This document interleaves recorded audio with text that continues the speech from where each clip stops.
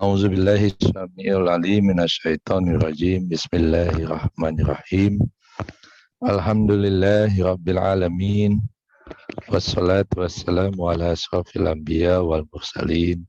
Sayyidina wa syafi'ina wa habibina wa maulana Muhammadin wa ala alihi wa ashabihi ajma'in. Asyhadu an la ilaha illallah al-malikul haqqul mubin. Wa asyhadu anna Muhammadar Rasulullah shadiqul wa'dul amin. Ya habibi ya Muhammad, ya basiri ya Muhammad, ya naziri ya Muhammad. Allahumma salli wa sallim wa barik alaih. Raditu billahi rabba wa bil islami dina wa bi Muhammadin nabiyya wa rasula. Rabbi zidni ilma warzuqni fahma waj'alni minal arifin. Rabbi shrah li sadri wa yassir li amri wahlul 'uqdatam min lisani yafqahu qawli.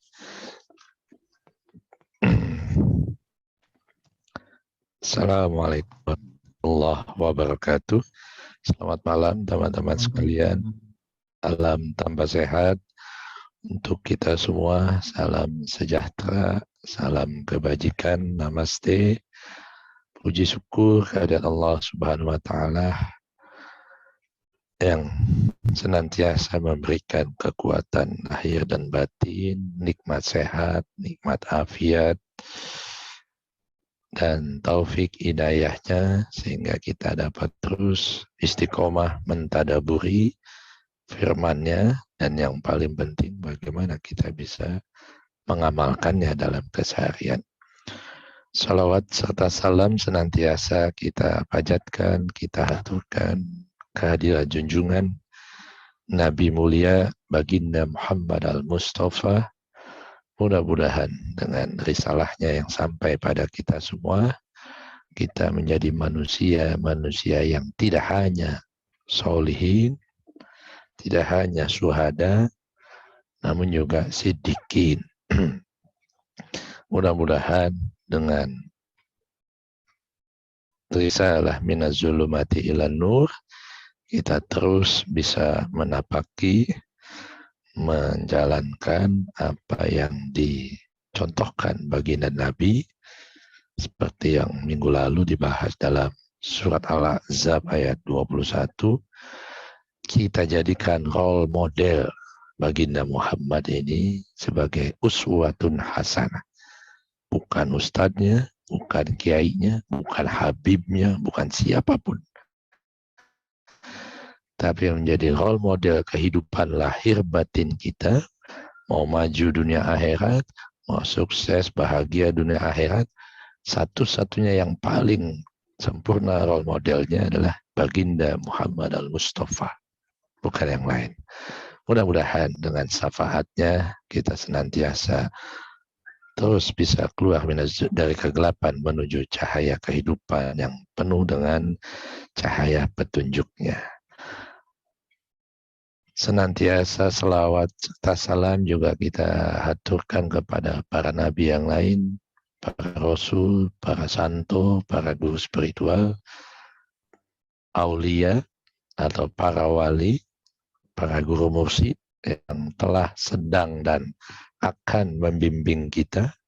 Mudah-mudahan dengan syafaatnya kita dapat memahami guru simbolik, kita dapat memahami guru manusia, kita dapat memahami dan mempraktekkan, mengamalkan guru kitab suci, dan tentunya yang paling penting kita dapat bertemu, merasakan dengan sentuhan guru rahasia Allah Subhanahu wa Ta'ala. Kita mulai dengan membaca basmalah. Bismillahirrahmanirrahim. Dalam satu hadis pendek yang disampaikan para sufi, biasanya kalau ngasih wejangan pendek-pendek gitu, sebaris gitu, nggak panjang-panjang. An tuhadu wa an tuhabu katanya. Jadi hadis tapi perintah pendek ini. Maka saling hadu, jadi hadu bukan haduh. Hadu artinya saling memberikan hadiahlah kalian. Saling memberikan hadiah. Intinya adalah memberi, giving. Dalam hal ini hadiah yang disengaja karena bentuk kasih sayang. Makanya yang kedua hadisnya adalah lanjutannya antuhadu antuhabu. Hub. Dari kata-kata hub. Habu jadi menjadi fiil, menjadi apa namanya, fiil amr, kata kerja perintah. Maka kalau engkau sudah banyak memberi dan juga diperintahkan banyak-banyaklah memberikan hadiah apapun bentuknya, tidak harus benda, bisa ilmu, itu kan, bisa keterampilan yang kita miliki kita berikan yang belum terampil. Lalu antuhabu, dan saling cinta mencintai dan menyayangi satu sama lain. Ini yang menjadi kunci keberhasilan dakwah Rasulullah ketika hijrah minal Makkatul Mukarramah ila Madinatul Munawwarah.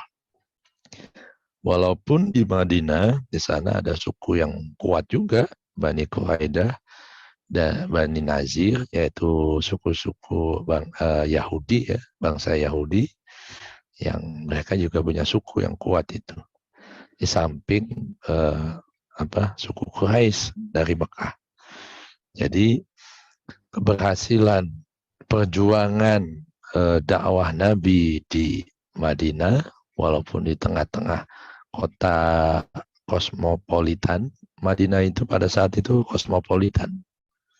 Jadi pusat peradaban, semua peradaban besar ada di situ gitu kan.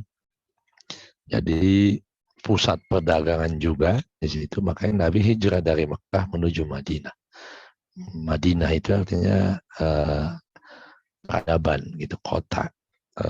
Dari kata apa namanya, Madinah itu kota dan peradaban, mudun.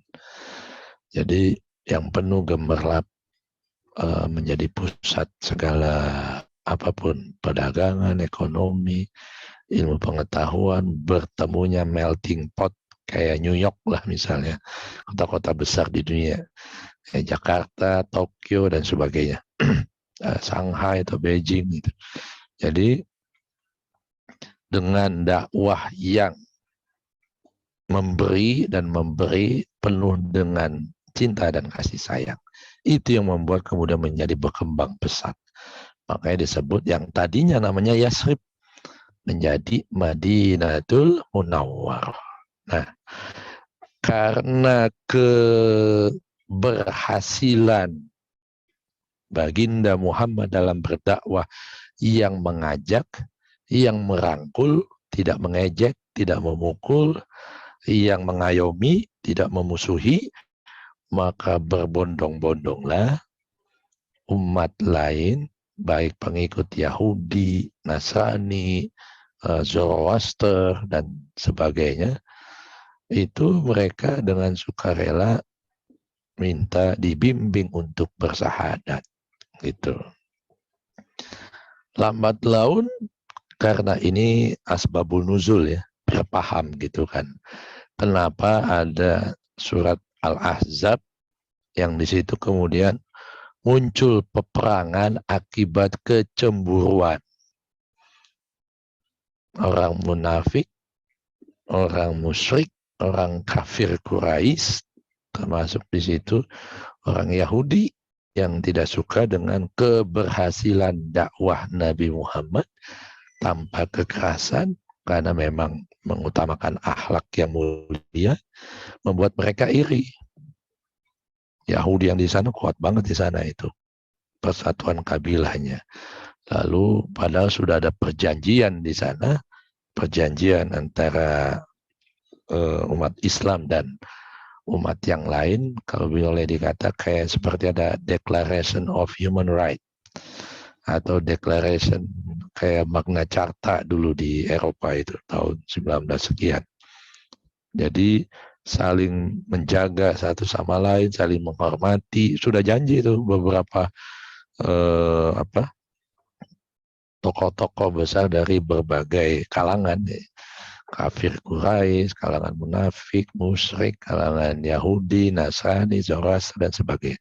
Tapi yang besar pada saat itu Yahudi, dan salah satu pentolannya itu mengajak kafir Quraisy yang juga membenci Nabi Muhammad dan pengikutnya, kalangan munafik, orang musyrik dan kafir yang lain, untuk mengingkari atau membatalkan perjanjian yang sudah dibuat. Makanya disebut Al-Ahzab.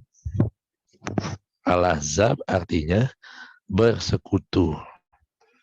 Perang yang ditimbul akibat pengingkaran akan perjanjian yang telah dibuat di antara mereka, antara Islam, munafik, musyrik, Nasrani, dan Yahudi, itu perang Khandaq namanya. Pernah dengar perang Khandaq? Perang parit. Khandaq itu artinya parit. Nggak pernah dengar, bisa jadi itu mungkin belum baca sejarah peperangan-peperangan yang dipimpin oleh Rasul. Ini perang termasuk dipimpin oleh Rasul. Salah satu perang besar, dari Badar, Uhud, perang Khandaq, ini perang parit. Perang yang dipimpin oleh Rasul. Kenapa disebut Khandaq atau parit? Karena 6 hari sebelum peperangan terjadi, Nabi Muhammad dan pasukannya, pengikutnya, menggali parit dalam gitu. Sebagai pemisah sebenarnya antara yang hak dan yang batil, antara orang beriman dengan orang kafir yang memusuhi Islam, ya, Yahudi yang memusuhi Islam, Nasrani yang memusuhi Islam, kemudian Zoroaster dan juga termasuk orang kafir Quraisy dari sukunya sendiri, sukunya Nabi Muhammad di situ. Nah, setelah 6 hari, dan kenapa dibikin parit Khandaq?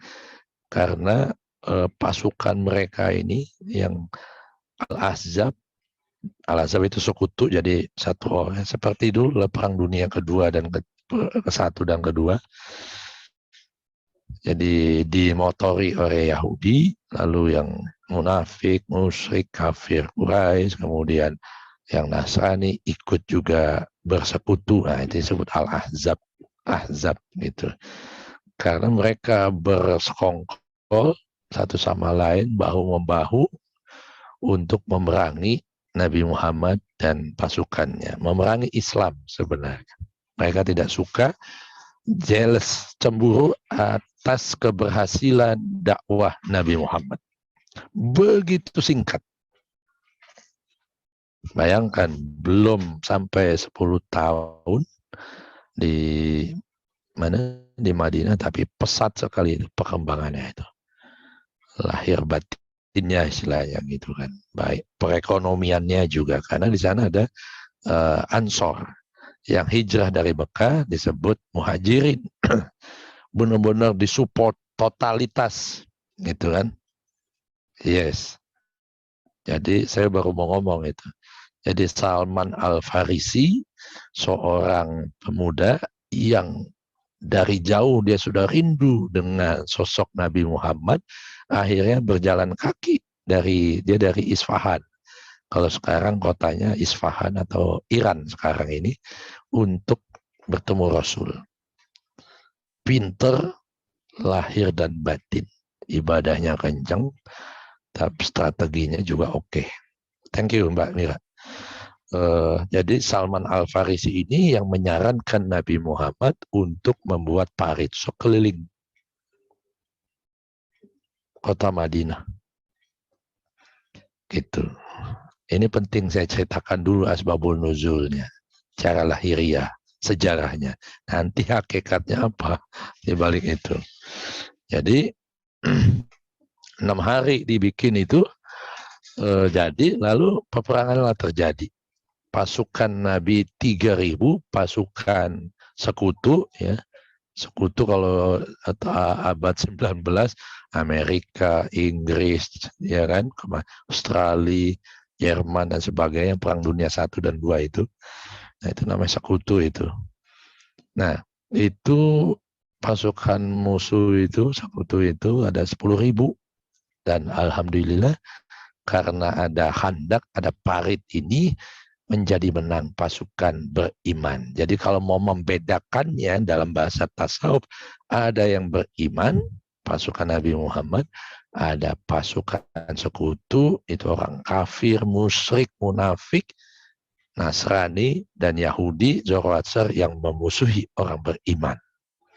Gitu, pada saat itu. Gitu. Terjadilah kemenangan, dan salah satunya adalah Allah mengirimkan bantuan berupa angin topan sehingga mereka kocar-kacir, kacau balau melarikan diri gitu kan. Angin gede, kuda-kudanya sampai pada berjatuhan, gitu. Saking gedenya angin itu. Jadi apa namanya?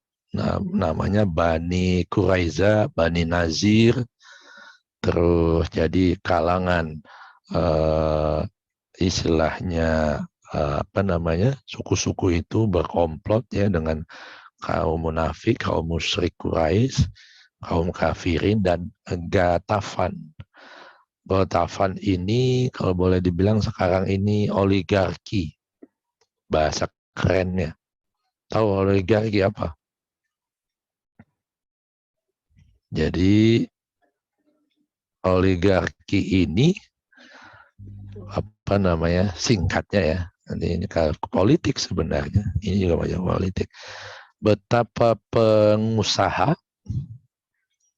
dan penguasa berkomplot yang sudah begitu mendarah daging, tidak mau nih apa yang telah dieksplorasi dan dieksploitasi itu semua dibagi-bagi ke yang lain, termasuk kepada kalangan muhajirin dari Mekah ke Madinah, termasuk Nabi Muhammad, karena termasuk yang hijrah ke Madinah dari Mekah.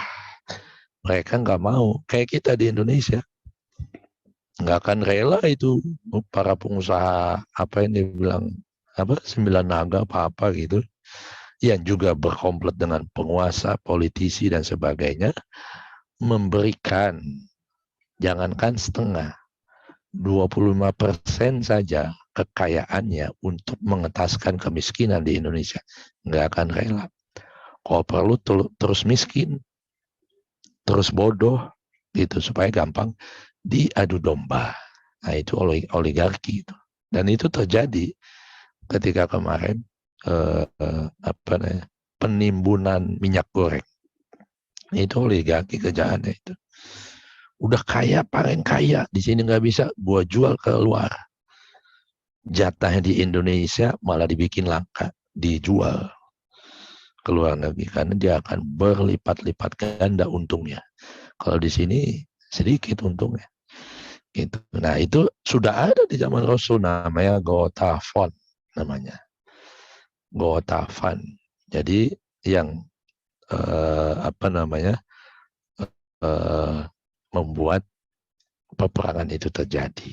Jadi salah satunya adalah popularitas agama Islam yang dibawa oleh seorang ininya, pemimpinnya yang benar-benar berakhlak mulia, mengajak, merangkul, mengayomi, penuh dengan cinta, itu begitu naik daun di Madinah. Dan itu mengancam eksistensi ajaran Yahudi dan agama kaum Quraisy di Jazirah Arab. Itu satu.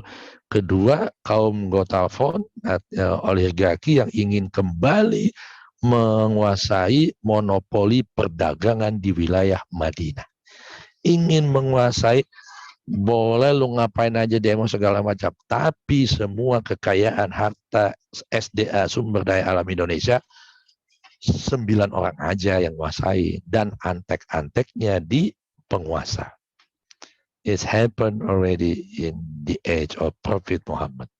Sudah terjadi gitu. Satu komunitas penguasa yang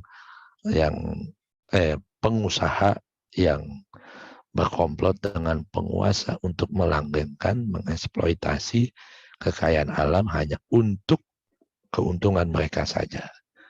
Tidak dibagi kepada pendatang, dalam hal ini Nabi dan pengikutnya yang hijrah, dan rakyat kebanyakan gitu. Ketiga, keinginan dari pasukan sekutu untuk membalas dendam akibat kekalahan di peperangan sebelumnya, perang Uhud, perang Badar, dan sebagainya. Jadi ini perang, termasuk perang yang besar, dipimpin oleh Nabi langsung, bahkan Nabi Muhammad bantuin tuh, ikut menggali, bikin parit. Nabi Muhammad sampai membuat itu juga, gitu kan. Dipimpin langsung oleh Nabi Muhammad, karena ini kaitannya dengan keimanan juga. Kemudian pasukan sekutu dipimpin oleh kafir Abu Sofyan, gitu. Jadi perang ini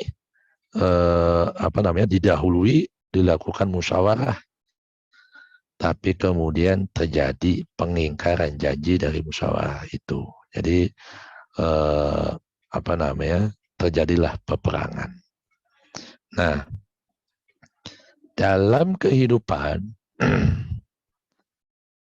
setiap seorang hamba mendapatkan kemajuan diri dalam perjalanan duniawinya, pun perjalanan spiritualnya pasti mendapatkan ujian, cobaan, godaan, dan sebagainya.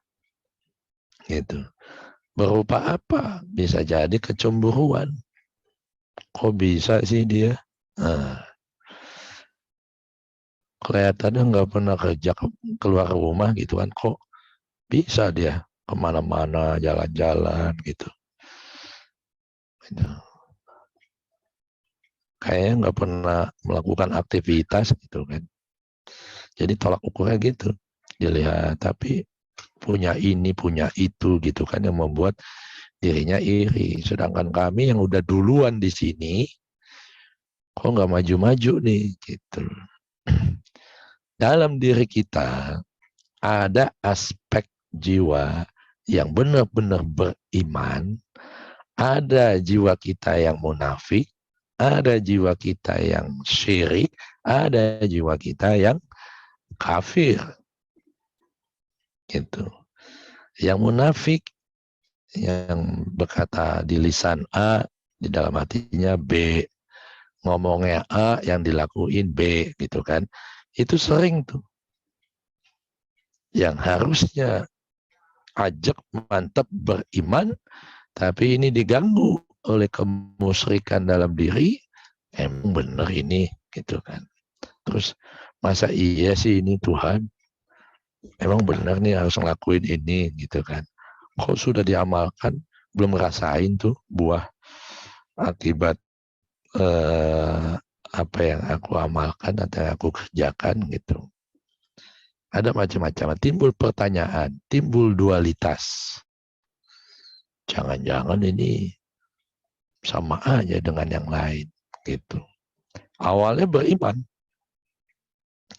dan keimanan itu pun akan diuji gitu, oleh kemunafikan, oleh kemusyrikan, atau ujungnya juga kembali mengingkari kekufuran. Teori kemudian strategi perang di perang Handak ini secara fisikly itu dicontoh dalam film Braveheart, yang bintangnya, aktornya itu Mel Gibson. Mel Gibson itu pemain itu luar biasa, itu kolosal. Itu dia bilang ketika ditanya, itu dia baca sejarah perang-perang dunia termasuk perang Handak, yang menginspirasi dia bikin film. Kemudian screenplay-nya itu tempatnya seperti itu. Yang maju Ada yang mundur lari tapi muter ke belakang gitu. Itu strategi itu juga dipakai oleh pasukan Nabi ketika perang Khandaq itu. Jadi betapa menginspirasi banyak pihak termasuk bintang film Hollywood Mel Gibson. Nah, itu intermezzo ya. Jadi diri kita ini kalau sudah beriman kadang sedikit muncul jiwa munafiknya, jiwa yang suka mendua, musyriknya. Ujungnya adalah kufur, meninggalkan apa yang sudah diperintahkan. Itu ya. Karena di sini kaitannya dengan keimanan juga ujungnya gitu. Al-Ahzab. Jadi mau bersekutu kepada orang beriman atau bersekutu kepada yang kufur dalam diri kita ini. Mau bersekutu kepada munafik atau jadi kafir kembali gitu. Jadi diumpamakan di situ kalau kita mengandalkan pasukan berkuda itu kan, mengandalkan aspek kebinatangan dalam diri kita, maka kekalahanlah yang kita dapatkan. Dalam cerita itu, pasukan kavaleri musuh tidak bisa berbuat banyak untuk menghadapi parit atau handak yang dibuat oleh pasukan muslim. Jadi kalau kita sudah membuat garis demarkasi yang jelas, terang benderang, nah ini aku, sana engkau, gitu. Parit itu kan memisahkan antara yang hak dengan yang batil. Kayak nggak penting banget kalau ini perang-perang yang diceritain gitu. Dari perang ini kita dapat apa? Nah, para sufi itu paling piawai itu tasawuf, ajaran yang ditakwil para sufi di situ. Di sini dikatakan kalau sudah benar-benar engkau berkehendak, laqad kana lakum fi Rasulillah uswatun hasanah liman kana yarjullah wal yaumil akhir wa zakarallah katsira. Ini ayat 21 ya. Jadi bagi siapa saja yang sudah benar-benar punya niat, punya hasrat, punya tekad kuat untuk menemui Allah di hari akhir dalam tujuan akhirnya, maka jadikanlah Rasul sebagai uswah hasanah. Rasul di sini Rasulillahi uswatun hasanah. Terdapat uswah hasanah, role model, tauladan dalam diri seorang Rasul. Rasul pada saat itu Rasul Muhammad SAW. Kalau sekarang kita ngikutin siapa? Ajaran Nabi, nabinya udah nggak ada. Kalau benar kan gitu. Jadi yang kita ikuti sekarang adalah Rasul sejati yang ada dalam diri setiap manusia. Wajib ala kulli mu'minin mutabi'atin Rasulillah sallallahu alaihi wasallam. Mutlaqon, kata Ibnu Arabi, hatta yutimma amalihi likaunihi alwasitoh fi wusulihim alwasila fi sulukihim lirabitoh an-nafsiyah bainahu wa bainahum bihukmil jinsiyah wa zakara raja al-lazim lil iman bil ghaib fi maqamin nufus bizikril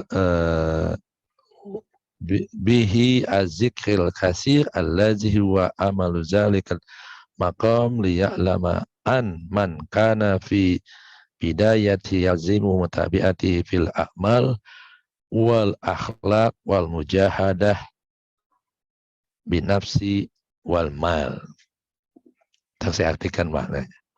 Jadi kata Ibnu Arabi, ada suri tauladan dalam sosok seorang Rasul, utusan.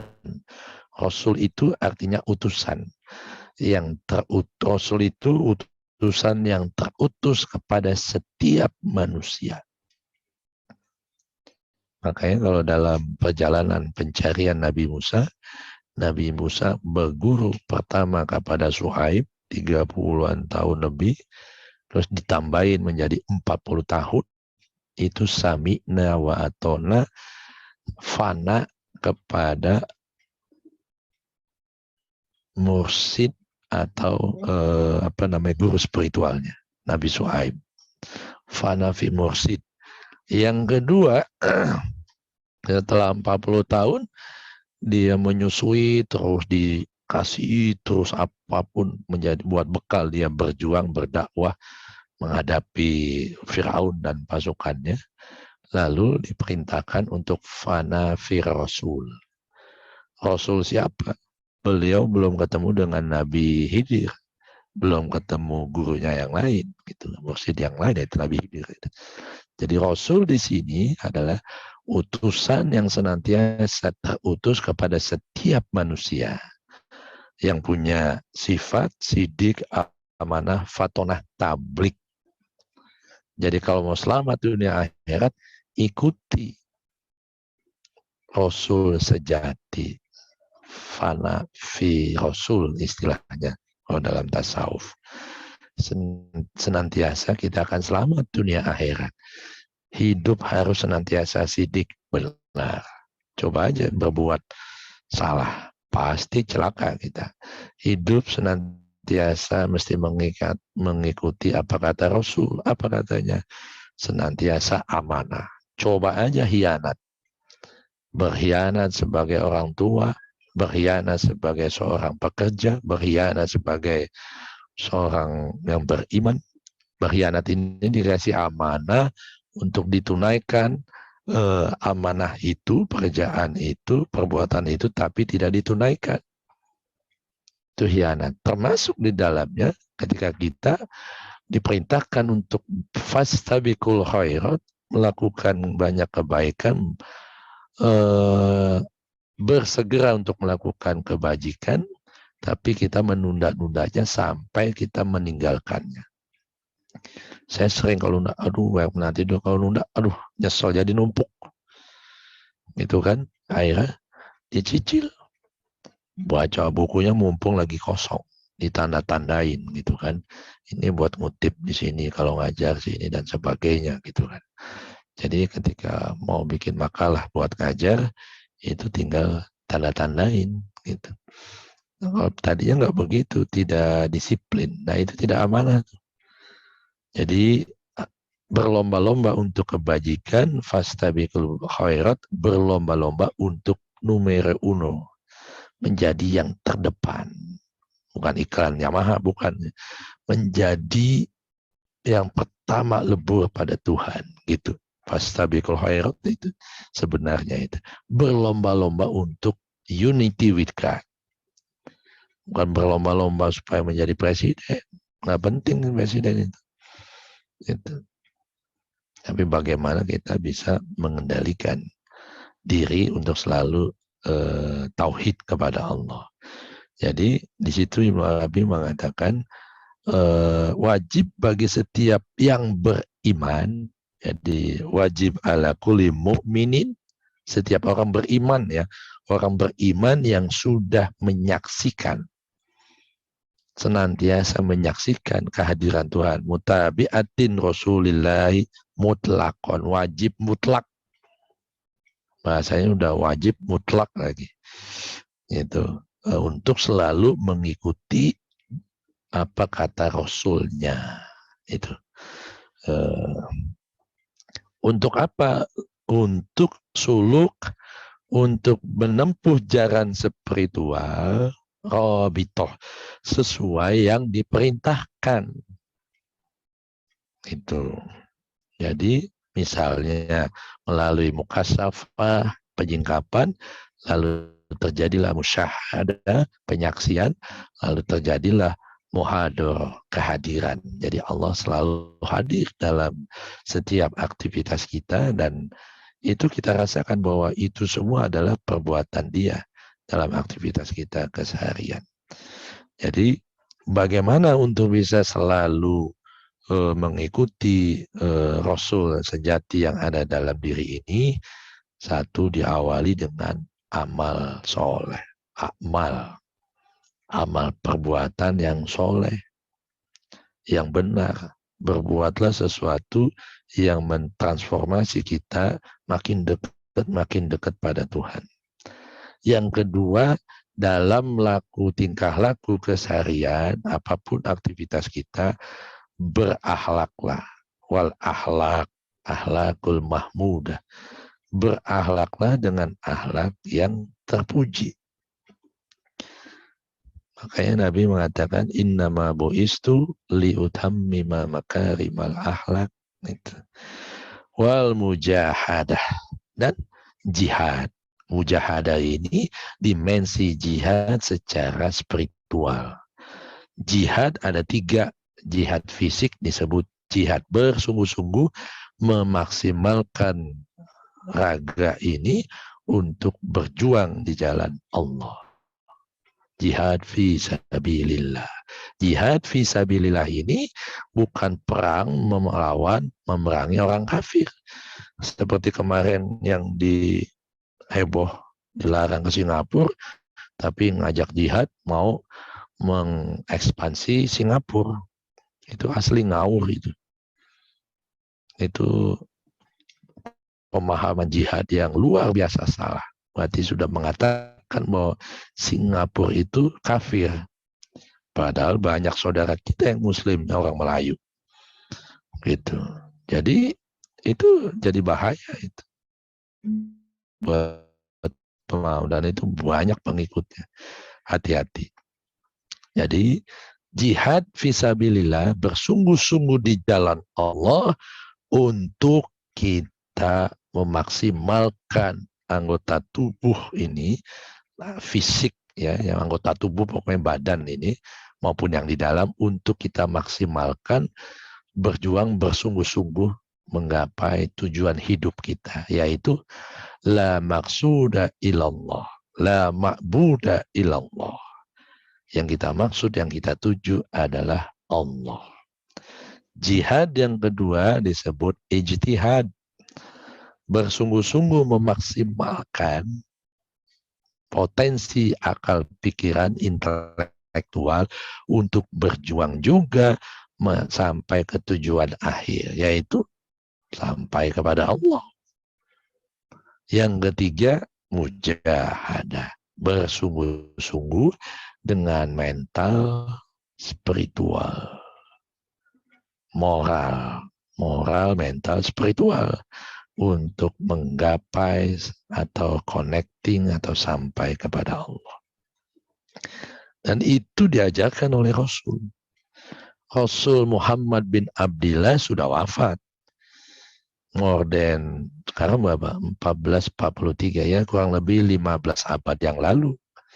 Sudah wafat, tapi Rasul sejati senantiasa membisikkannya, sidik dalam hidup senantiasa untuk benar, amanah, kemudian cerdas, fatonah, dan tabligh, menyampaikan kebenaran. Kalau sudah sampai kepada orang beriman, makanya di sini kewajibannya ala kulli mu'minin. Orang yang sudah menyaksikan, mengalami penyaksian langsung kepada zat Allah. Yang sudah mengalami langsung aja masih goyang, gimana yang belum? Gitu loh. Nah, ini dalam surat Al-Ahzab yang baru mengalami penyaksian, belum mengalami tahan bantingnya, mengalami godaan, cobaan, ujian dalam keimanannya itu. Makanya banyak yang menjadi munafik, banyak menjadi kembali musyrik dan kafir, bahkan kembali memusuhi Nabi Muhammad, Islam, dan saudaranya sendiri sama Islam. Gitu. Jadi di sini sekali lagi untuk dapat mendengar Rasul yang senantiasa membisikkan kepada kita, yaitu yang 4 tadi, maka yang dilakukan adalah bersungguh-sungguhlah mujahadah dalam dimensi moral, intelektual, fisik, moral, intelektual, kemudian spiritual, kemudian mental. Jadi la yamassuhu illal mutahharun. Kalau ditafsir dengan ayat yang lain dalam surat Al-Waqiah dikatakan la yamassuhu illal mutahharun. Engkau tidak akan dapat menggapainya, engkau tidak akan bisa wusul ilallah, sampai kepada Allah, sampai kepada tujuan puncak akhir perjalanan lebur kembali union tauhid kepadanya, kecuali illal mutahharun. Kalian menjadi orang-orang yang mutahhar, yang tercerahkan, yang tersucikan lahir dan batin. Tercerahkan secara apa? Intelektual, moral, mental, kemudian spiritual. Nah, jadi semua aspek itu harus kita jaga sehingga bisa mengikuti bisikan ilham kebenaran berupa utusan yang Allah utus kepada kita yang disebut Rasul. Itu. Jadi makanya di sini laqad kana lakum fi Rasulillah uswatun hasanah. Jadi liman kana yarjullah, yang mau Allah maka ikuti role modelnya Rasul. Nah, Rasul Muhammad sudah tidak ada. Rasul dalam surat Al-Kahfi dimaknai sebagai wali yang mursida. Wali mursid, mursid yang wali atau mursid kamil mukamil, yang tidak mengaku-ngaku mursid, tapi sesungguhnya mursid itu terbukti dengan silsilah kebenaran ilmunya. Ini kapan-kapan nanti kita bahas di surat Al-Kahfi adanya itu. Jadi usun itu tadi jihad kita sampaikan. Yang kedua uswatun hasanah. Ini juga penting kita sampaikan. Uswah hasanah menjadi diperpendek maknanya menjadi sunnah Rasul. Tauladan, mengikuti perbuatan Nabi, mengikuti ucapan Nabi, mengikuti diamnya Nabi. Nah, itu disebut sunnah Rasul. Nah, tapi kebanyakan salah kaprahnya sunnah Rasul itu dimaknai hanya sebagai sisi lahiriahnya saja yang diikuti, yang dicontoh. Misalnya makan pakai jari-jari tangan, ya kan? Itu jari-jari tangan. Terus membersihkan mulut, gigi itu dengan kayu siwak. Itu. Jadi mereka lupa substansinya. Jadi membersihkan, dikatakan oleh yang salah kaprah itu memaknai sunnah Rasul.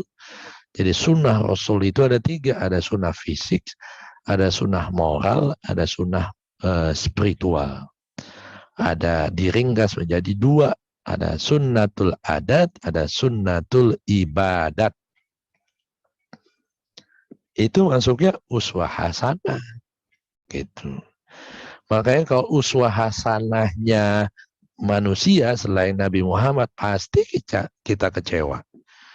Diperintahkan katanya ini sunnah Rasul. Sunnah Rasul kok kemana-mana pakai siwak, tapi siwaknya nggak dibuang-buang.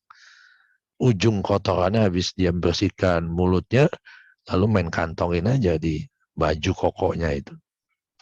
Kan najis, bekas kotoran mulut. Bau lagi. Bau apa namanya? Oh, jigong. Sorry. Nggak ada yang lagi makan kan. Ya kan? Itu saya pernah neliti itu.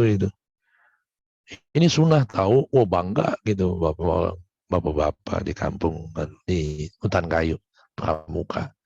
Sunnah tahu, iya sunnah sih sunnah. Tapi yang gimana sunnahnya gitu kan. Jadi sunnahnya sangat dianjurkan, an-nazafatu minal iman. Menjaga kebersihan mulut, pakaian, tempat, sholat.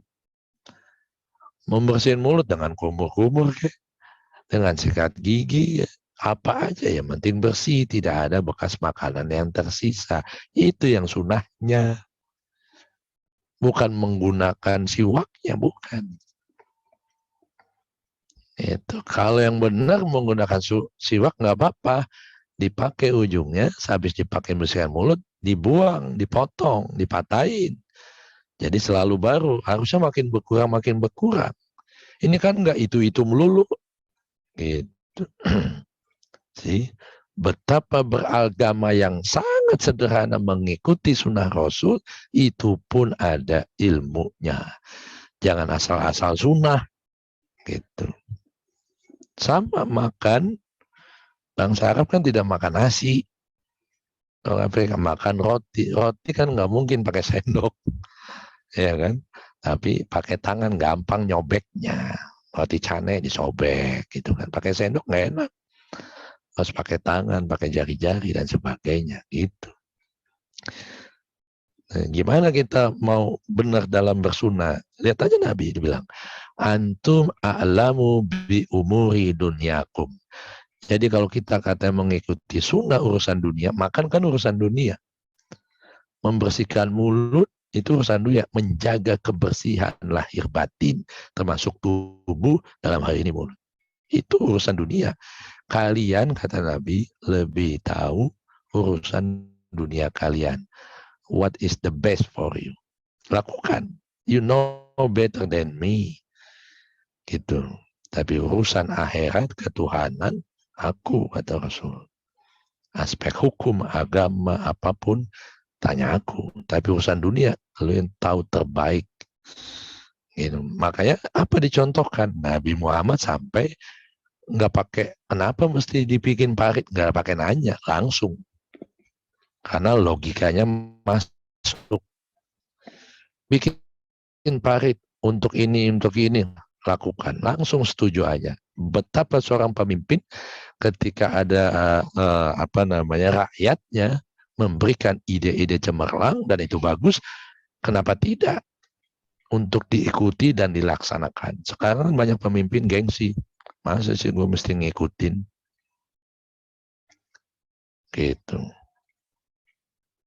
Ngikutin rakyat. Itu punya rakyat. Itu kalau yang benar ikutin.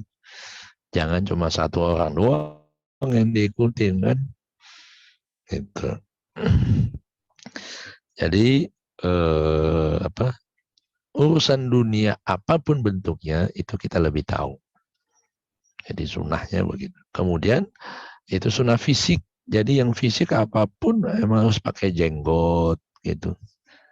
Sunnah fisik dilihat, oh Nabi sujudnya lama sampai hitam. Sampai wajahnya memancarkan seperti tanda-tanda bekas sujudnya. Salah kaprah lagi memahami sunnah. Pengikut Muhammad, Nabi Muhammad mengajarkan tanda orang sering sujud, umatku yang mengikuti sunnahku, mengikuti ajaranku, itu ada tanda bekas sujud di wajahnya. Dihitam-hitamin tuh jidatnya. Iya kan? Itu. Entah beneran sujud atau pengen dibilang sering tahajud oleh teman-teman itu. Ngerti. Jadi lagi-lagi aspek lahiriah yang dilihat. Lagi-lagi Nabi katakan duniamu, lahiriahmu engkau lebih tahu. Tanda bekas sujud orang yang sering sujud di hadapan Allah bukan hitam-hitam di jidatnya, tapi wajahnya memancarkan cahaya yang menyejukkan, mendamaikan, menenteramkan. Begitulah orang beriman. Bukan dikit-dikit ngajak perang. Kayak kemarin gitu. Nggak bakalan berani Indonesia menyerang Singapura. Kalau ada Israel di situ. Ada Amerika di situ. Pesawatnya aja banyakan dia, pesawat tempurnya sama Indonesia. Jadi kecil-kecil tapi cabai rawit kan. Dan sampai sekarang kan nggak ada perjanjian ekstradisi dengan Singapura karena banyak koruptor yang aman, bebas, jalan-jalan kemanapun di Singapura, nggak bisa kita ambil untuk dihukum di Indonesia. Kayak begitu. Yang ada diambil terus tuh. Lautan kita diuruk jadi daratan nambah sedikit-sedikit gitu. Jadi artinya berapa banyak yang sedikit, yang kecil, tapi bisa mengalahkan yang banyak. Karena yang banyak ini cenderung terpecah belah. Itu kalau dalam peperangan, dalam konsep politik gitu. Jadi sunnah fisik kita lebih tahu mana yang lebih pantas kita pakai, mana yang tidak pantas jangan dipakai. Gitu. Jangan mau ke sawah pakai nikob, pakai cadar, diketawain nanti sama petani. Nggak ada kan, aneh kan, sunnah Rasul gitu. Masa mau bertani, mau nandur pakai cadar, gitu. Jadi itu harus bisa menempatkan mana yang sunnah fisik, mana yang sunnah moral. Yang kedua, uswatun hasanah sebagai sunnah moralnya apa? Moral Nabi itu tadi, siapa namanya? Tahalluk bi ahlakillah, berakhlak dengan akhlaknya Allah. Jadi berakhlak dengan akhlaknya Allah artinya selalu mengejawantahkan, mempraktekkan dengan ikhtiar maksimal sifat Allah, nama Allah dalam hidup keseharian. Kalau itu benar-benar satu persatu diwujudkan dan kita banyak mendapatkan pelajaran, tidak instan ya memanifestasikan sifat dan nama-namanya itu pasti jantung bangun. Kita akan berakhlak dengan akhlaknya Allah, akan menjadi the walking Quran. Kalau the walking Quran ya kalau secara ekstrimnya Tuhan berjalan di muka bumi. Itu akhlak Nabi. Makanya dia diutus innama bu'istu liutammima makarimal akhlak. Tidak aku dibangkitkan kesadaranku kecuali untuk menyempurnakan akhlak lahir batinku supaya mencapai al-holik. Akhlak makhluk holik. Itu sama tuh akar katanya holako. Holik sang pencipta, makhluk yang diciptakan.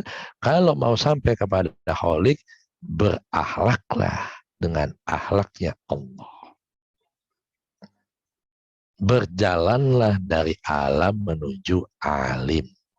Sama I doang bedanya. Tapi itu sudah menjadi perbedaan yang besar.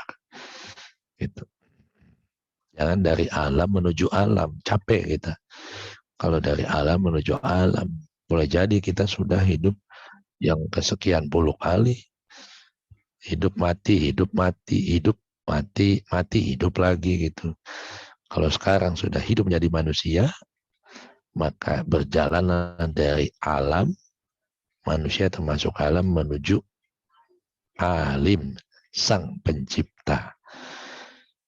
Gitu. Lanjut.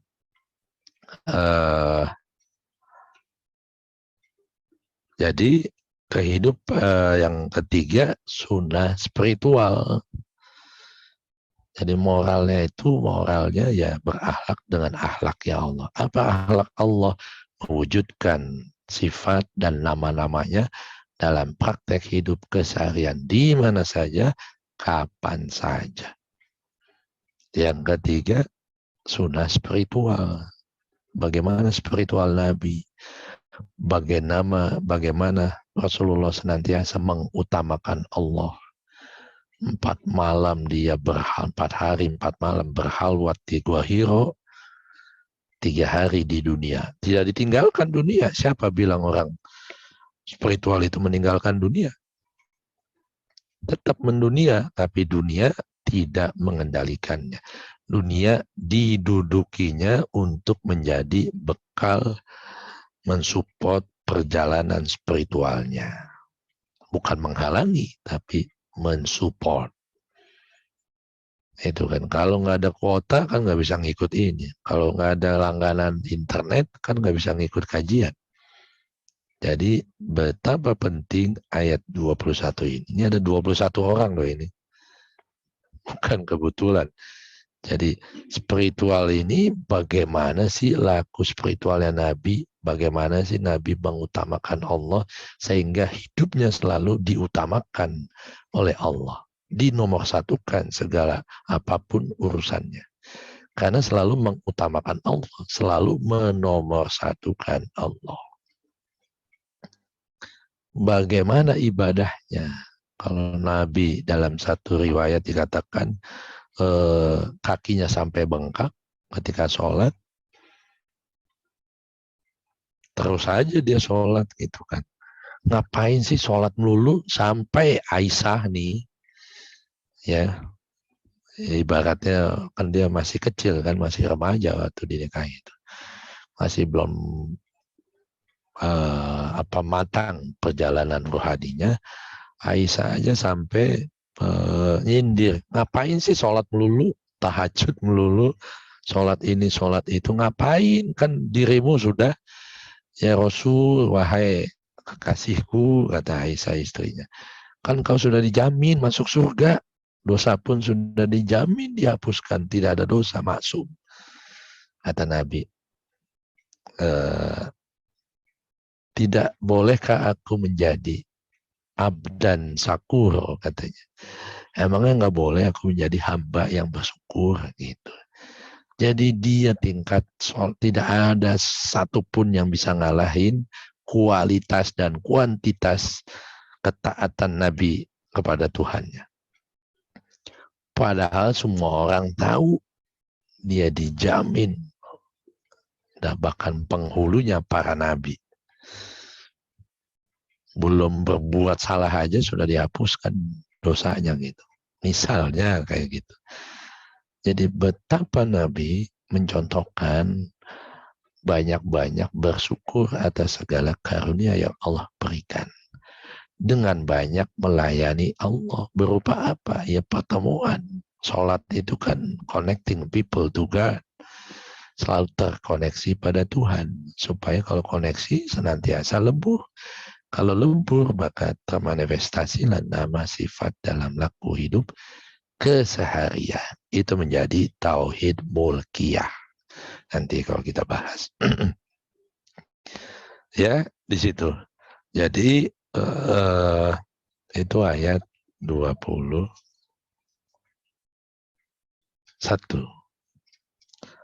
Ayat 22. Jadi ketika yang beriman, orang beriman melihat yang kafir, aspek kafir yang selalu mengingkari untuk berbuat ketaatan gitu. Jadi kalau di sini diceritakan mengenai peperangan yang tadi saya jelaskan, golongan yang bersekutu itu Yahudi. Yahudi ini sudah diberikan petunjuk, tapi kemudian merasa yang paling benar sendiri. Karena mana mungkin turun ajaran pamungkas ya kepada bangsa Arab, karena kebanyakan para nabi, para rasul diutus kepada Bani Israel, kan gitu. Masih ada sifat-sifat arogansi pada itu di Bani Quraidah itu di Madinah. Makanya dia yang ngomporin, memprovokasi, mengintimidasi kalangan kafirin, kalangan oligarki di kota Madinah, munafikin dan musyrikin untuk memerangi Nabi dan umat Islam. Kalau tidak memerangi, dibiarkan oleh Nabi. Mereka memerangi duluan. Nah, dalam hidup kita begitu, walaupun sudah beriman, seperti orang Yahudi. Yahudi itu sudah artinya yang sudah diberikan petunjuk. Tapi kalau tidak tahu bagaimana mengembangkan petunjuk dari Tuhan itu, ya susah juga. Maka perlu seorang pembimbing spiritual. Tidak jalan sendiri. Kan sudah tahu, iya sudah tahu. Saya banget tahu di dalam lautan itu ada apa. Harus belajar sama guru menyelam yang piawai. yang jam terbangnya udah ribuan. Kalau yang baru sekedar bisa nyelam, baru nyelam 5-10 meter udah gelagapan, udah nggak tahan, ya gimana bisa menyelam sampai ke dasar lautan yang paling dalam. Sama, perjalanan spiritual pun juga demikian. Itu perlu pembimbing.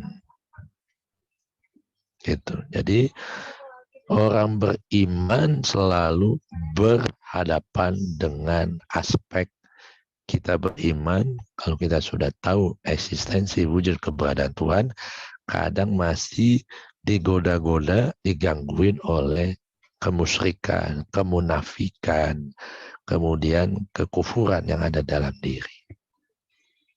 Musyrik menduakan Allah, gitu kan, atau gampangin itu termasuk tuh, tidak menomorsatukan Allah. Nanti ajalah, yang penting sholat udah, kan gitu kan, itu. Sholat sudah, tapi menemuinya tidak, gitu kan. Padahal dirikanlah sholat untuk mengingatku. Untuk bisa mengingat kan harus sering ketemu. Jadi menemui Allah jauh lebih wajib dibandingkan sholatnya itu. Sholat syariat. Bukan sholat syariat wajib. Menemui yang kita sembah itu jauh lebih wajib. Kan logikanya begitu. Jadi walaupun sudah tahu, mukmin di sini artinya orang yang sudah menyaksikan. Makanya setelah Islam, iman, ihsan. Ihsan itu seeing God everywhere. Kemana saja kita menghadap, di situ kita menyaksikan Allah. Itu orang beriman jadi. Jadi dalam keimanan kita senantiasa kita diganggu oleh aspek kemusyrikan, kemunafikan, bahkan ujungnya adalah kekufuran. Tidak mengamalkan, tidak melaksanakan, tidak mendirikan pertemuan, melakukan pertemuan itu kepada Tuhan. Yang ujungnya kita berkhianat. Gitu. Jadi apa namanya? Dan benarlah Allah dan Rasulullah, dan yang demikian itu menambah keimanan dan keislaman mereka. Kalau patuh dan dia fastabiqul khairat, mendahulukan Allah, menomorsatukan Allah, maka akan menambah keimanan dan menambah keislaman, kepasrahannya kepada Tuhan. Minal mu'minina rijal, di situ. Jadi di antara orang mukmin ada orang-orang yang menepati apa yang telah mereka janjikan. Ada yang ketika baru saja menyaksikan sampai di ujung perjalanannya senantiasa menepati janjinya untuk taat sami'na wa atokna kepada Allah dan Rasul yang terutus kepadanya. Ada yang juga kadang menepati, kadang ingkar, kadang menepati, kadang ingkar. Nah ini kan jadi kadang mengamalkan, kadang tidak mengamalkan, kadang melaksanakan, mendirikan sholat, kadang males-malesan. Nah ini jangan sampai kita disebut sholat itu alhamdulillah, tapi sebenarnya belum sholat. Jangan sampai dicap sebagai munafik. Percaya pada Allah yang maha berkuasa atas segala sesuatu, yes. Tapi kadang kita juga meragukan. Aduh, besok makan apa ya? Jadi Sujiwo Tejo pernah ngomong, gitu. Belum lama di Surabaya. Ketakutan kita nggak bisa makan besok pagi, itu sudah syirik kita pada Tuhan. Gitu. Padahal Allah maha berkuasa atas segala sesuatu. Burung saja dijamin kok rezekinya. Masa manusia tidak sebagai masterpiece-nya Tuhan? Gitu. Jadi di antara mereka ada yang gugur dalam mempertahankan keimanan. Itu yang disebut jihad fi sabilillah. Ketika gugur, jadi kalau dikatakan jihad fi sabilillah, ini berperang melawan bukan orang kafir. Kafir ini bukan non-muslim, bukan orang yang tidak beragama Islam. Kafir ini bisa jadi aspek kekufuran yang ada dalam diri, yang senangnya mengingkari, menunda-nunda perbuatan baik yang kita mau lakukan. Dari menunda-nunda sampai tidak melaksanakan, yang ujungnya mengingkari kebenaran. Hati-hati gitu. Jadi istidrak. Biasanya kehidupan dunia lahir kita dibikin naik nanjak sehingga sibuk, kerepotan dengan dunianya. Nggak ada waktu buat Tuhan. Mau kasih Tuhan di sisa-sisa waktunya sudah capek, lelah, ngantuk, mau sholat isya, aduh capek banget, nanti dulu deh, rebahan dulu, ujungnya bablas. Padahal 24 jam diberikan waktu itu oleh Tuhan yang menggenggam semuanya. Tapi apa yang kita berikan? Sisa-sisa waktu buat Tuhan. Mau nggak dikasih sisa waktu? Kan nggak mau. Maunya kan kita di nomor satu kan. Tapi prakteknya kita memberikan kepada Tuhan sisa-sisa waktu. 5 menit, 10 menit. Gitu. Nah ini jadi dalam prakteknya banyak yang berguguran karena keimanan itu tidak hanya diucapkan, tapi diamalkan dengan pembuktian. Tasdik bil qalbi wa amalu bil arkan wa qaulu bil lisan. Definisi iman membenarkan karena sudah menyaksikan di dalam qalbu, di dalam rumah Allah, baitullah, qalbun mu'min baitullah. Kalau sudah menyaksikan, sudah tahu, oh ternyata Allah bersamaku. Allah ini dapat disaksikan bagi yang tahu ilmunya, tahu caranya. Lalu kalau sudah menyaksikan langsung, bertemu langsung, baru kaulnya enak, mengucapkannya enak. Penuh dengan kemantapan, keyakinan, dan kekuatan. Dan pede gitu. Asyhadu an la ilaha illallah. Kalau udah pede, yakin, hakul isbatul yakin, baru dia mengamalkan dalam laku hidup keseharian. Bukan cuma ngucap 2 kalimat syahadat, tapi mengamalkan dalam laku hidup keseharian dengan apa? Mewujudkan, memanifestasikan namanya, sifatnya dalam laku hidup setiap saat. Itu sesuai dengan kuasa dan kehendak Tuhan. Liyajziyallahu shadiqin bisidqihim wa yu'azzibal munafiqin insya'a aw yatuba alaihim innallaha kana ghafurur rahima. Allah memberikan balasan kepada orang yang benar itu karena kebenarannya. Jadi qulil haq walau kana murran. Katakanlah yang benar walaupun pahit buat yang mendengarnya. Kadang mohon maaf nih, kalau saya menyampaikan, wah ini benar nih, kayaknya kena nih, jelek gitu kan. Bukan bermaksud menyinggung, tapi begitulah. Kebenaran datang dengan caranya.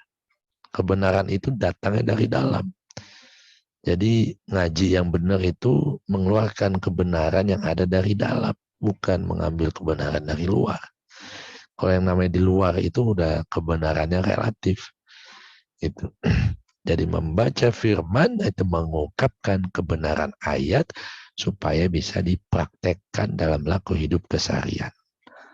Jadi mengeluarkan kebenaran dari dalam diri kita masing-masing. Itu.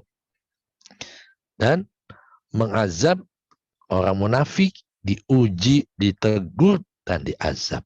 Karena diuji, ya masih begitu. Ditegur, masih tidak mau taat. Akhirnya diazab, supaya kembali taubat. Kalau munafik diazab, kalau orang beriman diberikan ganjaran. Dan jadi, lagi-lagi, Kalau kita diuji, ujian, ada teguran, ada azab. Ujian itu biasanya Tuhan sedang mau tahu keseriusan kita untuk menomorsatukan Dia. Apa yang harus dilakukan kalau kita mendapatkan ujian? Benahi relasi kedekatan kita pada Tuhan. Kalau masih jauh, dekati. Kalau baru setengah-setengah, maju mundur, jangan maju mundur. Mantap, maju-maju, mundur-mundur. Jalan mencela-mencelek, gitu. Mencela-mencelek ini munafik, orang musyrik, gitu. Mencela-mencelek orang kafir. Jadi kadang kita menjadi kafir, menjadi munafik, menjadi musyrik buat diri kita sendiri. Walaupun sudah beriman. Makanya yazid wa yankus dalam keimanan itu ya karena ditarik-tarik oleh kemusyrikan yang ada dalam diri, kemunafikan, dan kekufuran. Kalau mau naik, hilangkan itu.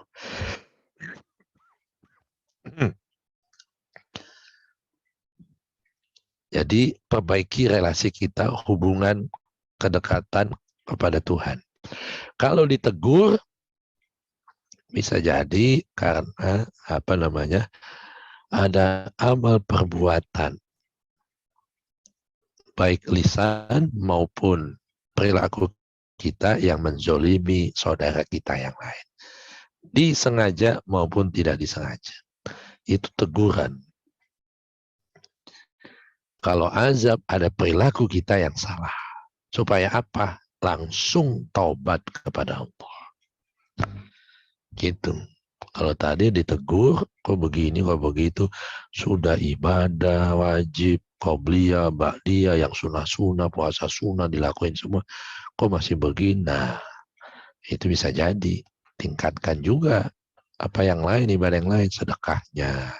Banyak menolong atau minta maaf, minta ampun kepada yang kita pernah zolimi. Kalau nggak ingat, ya tetap minta ampun supaya benar-benar Allah tahu bahwa kita menyesali perbuatan itu.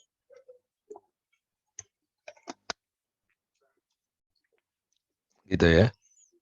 Terus kalau tadi itu azab, kalau diazab kembalilah langsung kepada Allah dengan bertobat dan tidak mengulangi perbuatan kemungkaran atau zolimnya itu. Innallaha kana ghafurur rahim.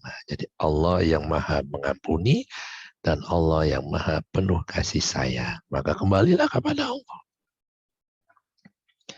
Jadi segala apapun perbuatan kita, yang baik maupun yang buruk, lagi sehat atau sakit, ketika ditimpa sehat, kembali kepada Allah. Ditimpa sakit, yang pertama yang harus kita lakukan juga kembali pada ya Allah, kenapa aku sakit nih? Jangan timpa sakit langsung telepon dokter, janjian ketemu, jangan. Atau halo dok, beli obat, apotek, jangan. Tapi diam sejenak, ya Allah, pesan apa yang kau berikan? Kenapa kau berikan aku nyata sakit ini? Apakah suruh istirahat? Ataukah diminta untuk memahami pesan-pesan di balik kesakitan atau suffering itu yang akan membebaskan. Tadi sore saya kelas guru-guru besar itu, profesor bidang kedokteran, tadi mau dioperasi. Saya terharu tadi itu. Prof. Cahyo namanya ahli mata. Saya mau ceritakan kebaikannya, mudah-mudahan nggak apa-apa menular buat kita semua. Betapa dia sedang menunggu operasi di di kursinya, di tempat tidurnya itu, dia yang membuka kajian itu, kajian tadi sore itu. Padahal habis maghrib mau dioperasi katanya. Jadi saya tanya nih, kenapa Pak, kan istirahat aja gitu, biar lebih tentram dan damai Pak Yusuf gitu katanya. Alhamdulillah, saya jadi malu ini, kayak seolah-olah gimana gitu kan gitu. Jadi contoh betapa menuntut ilmu Ini kan juga jihad saya, mendalami ajaran saya. Wah, beliau ngomong begitu, seorang ilmuwan, ahli mata, guru besar itu. Tapi di tengah dia mau operasi, sempat-sempatnya itu 2 jam ikut kajian. Dia buka, dia bertanya juga, bangun lagi. Tadinya tidur, nggak enak dengan duduk. Terus di tempat tidurnya di iniin ke depan biar dia agak kelihatan gitu. Gitu. Jadi menuntut ilmu memang wajib gitu. Dari buayan sampai ke liang lahat. Kalau baru sakit-sakit doang, dia sampai ngomong begitu. Umurnya sudah 60 lebih, kita yang muda mestinya malu. Gitu kan. Malu tadi saya itu disentil benar itu, ditampar malah gitu. Wow, sudah profesor kayak begini, oh my God, masuk surga nih orang. Kalau mati saya. Jadi itu jadi memicu saya gitu. Udah nggak bisa ngapa-ngapain, tapi bisa ngomong jelas, nggak bisa bangun. Ada operasi tindakan di mana, di ginjalnya atau apa. Gitu. Masih puasa katanya. Jadi selama saya bisa dengar, bisa melihat, saya akan ikut terus ya Allah Pak Yusuf. Wah, terharu saya tadi itu. Jadi betapa kesungguhan kita berlomba-lomba fastabiqul khairat, termasuk menuntut ilmu, itu bagian jihad sebenarnya yang Allah berikan karunia yang besar. Wa raddallahu alladhina kafaru bi ghaizihim lam yanalu khairan wa kafallahu almu'minin alqital wa kana Allah qawiyyan aziza. Dan Allah menghalau orang kafir dalam keadaan mereka penuh kejengkelan. Jadi kalau ada dalam aspek diri kita, jin, setan, iblis, ego atau hawa nafsu yang mau ngajak berbuat ingkar, mengingkari untuk tidak melakukan, mengamalkan atau mengerjakan perintah Tuhan untuk menemuinya, untuk berbuat taat, sami'na wa ta'na kepada Allah dan Rasulnya, gitu kan. Nah, diri kita sudah jengkel tuh. Marah-marah sendiri, perang-perang sendiri di dalam antara angel and evil. Malaikat yang membisikkan, kan disimbol kalau di film-film Hollywood gitu. Yang ini yang putih, ini yang hitam gitu kan. Nah, aspek kita yang hitam dan yang putih ini perang tuh, ngikutin putih begini, ngikutin hitam begini. Nah, ini jengkel nih. Aspek jiwa kita yang kufur dia jengkel gitu. Kalau kita beriman, Allah yang menghalau aspek kekufuran itu. Sehingga dia, kan gue lagi menggoda, kenapa sih lu turun tangan gitu kan? Kenapa sih jadinya taat? Tunda dikit aja nggak apa, kan nunda. Bukan tidak melakukan. Pintar sekali loh. Aspek kekufuran, kemunafikan, kemusyrikan dalam diri kita ini, itu senantiasa ada.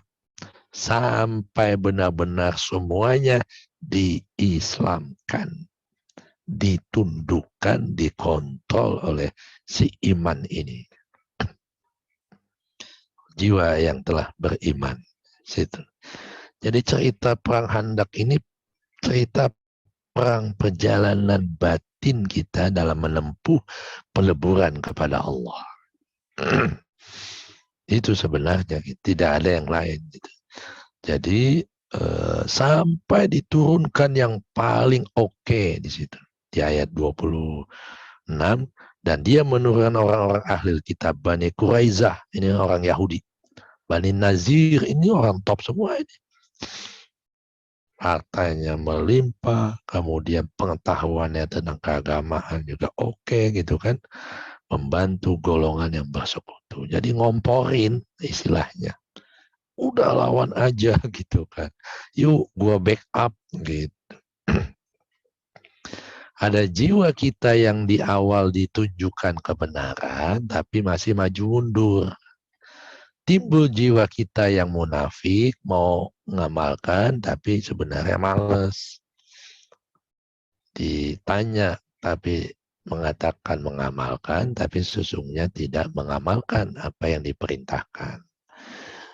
itu kan hatinya mendua, musyrik. Kayaknya capek begini, harus begini begitu, gitu kan. Banyak banget konsekuensinya. Berbuat jahat apalagi konsekuensinya. Ya kan mendingan berbuat baik daripada berbuat jahat. Begitu bersekongkol jin, setan, iblis tidak akan lelah, tidak akan lemah, tidak akan malas untuk mengganggu iman kita. Untuk sampai kita mengikuti mereka. Gitu. Jadi sampai keluar tuh tokoh-tokohnya gitu. Sampai istilahnya jin, setan, iblis yang ada dalam diri kita. Yang pentolannya, yang paling jago menggoda supaya kita meninggalkan ketaatan kepada Tuhan. Itu. Dan dia memasukkan rasa takut ke dalam hati mereka. Diberikan rasa takut. Oh, tahajud malam-malam sendirian di rumah, di kamar, malam Jumat. Wah, malam bunyi klotak di kita aja nggak jadi deh tahajud. Kan ada yang begitu tuh. Padahal mau menghadap Tuhan. Masih bisa tuh nginget-inget yang lain gitu kan. Setan, jin, iblis. Makanya jangan kebanyakan nonton film horor Indonesia. Pasti takut. Kalau mau nonton horor Korea. Lucu, bukan serem tapi lucu. Film KKN katanya serem kan. Sepanjang sejarah film horor Indonesia, ya KKN kemarin itu kan 5 juta penonton. Gila kan. 8 juta sekarang. Masya Allah, gila. 8 juta KKN. Kan sepanjang sejarah itu. Kayak gitu. Jangan nonton kalau takut. Kalau keimanan gak kuat, jangan nonton. Pasti datang gitu. Sekarang enggak, tapi kalau kita mau tahajud, didatengin tuh ingatan film itu. Itu pintarnya. Sifat munafik, kafir, musyrik yang ada dalam diri kita. Itu. Ya. Siapa yang mau bertanya itu? Resen? Monggo. Hilang. Jadi gitu ya. Jadi dimasukkan rasa takut. Pernah nggak ngerasain gitu? Wah, bisa nggak ini gue ya? Gitu kan. Bisa nggak ya? Takut apa? Takut dalam segala hal. Yang intinya jadi nggak pede. Orang nggak pede itu tanda krisis iman. Nah, itu tandanya. Dalam hal apa? Dalam segala hal. Orang beriman itu cirinya pede habis. Tapi kalau kepedean jadi songong. Ini sombong. Ada yang kepedean juga gitu. Itu juga sama, tapi pede tapi tidak membuat dirinya berlebihan. Dan dia mewariskan kepadamu. Dan 27 ini wa aurosakum ardohum wa diyar. Diyar ini dari dar. Dar itu rumah. Diyar itu rumah-rumah.